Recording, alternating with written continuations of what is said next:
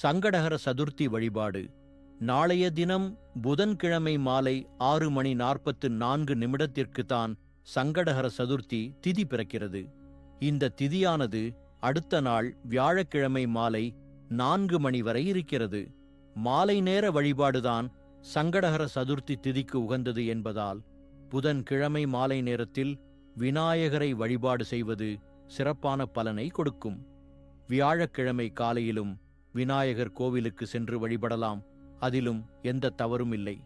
குறிப்பாக நாளைய தினம் புதன்கிழமை மாலை 7 மணி முதல் 7:40 சுக்கிரஹோரையும் ரேவதி நட்சத்திரமும் இணைந்து வந்திருக்கிறது.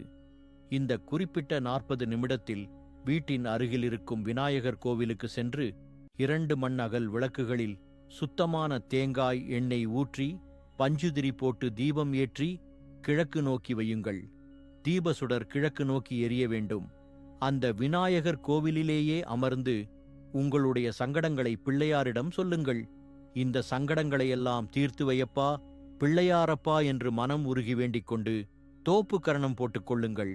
விநாயகருக்கு உங்களால் முடிந்தால் அருகம்புல் மாலை கட்டி போடவும். இந்த குறிப்பிட்ட 40 நிமிடத்தில் விநாயகருக்கு தேங்காய் எண்ணெய் விளக்கு போட்டு நீங்கள் என்ன வேண்டுதல் வைத்தாலும் அது அடுத்த சங்கடஹர சதுர்த்திக்குள் நிறைவேறும் என்பது நம்பிக்கை. உங்களால் முடிந்தால் நாளைய தினம் விநாயகருக்கு பச்சை நிற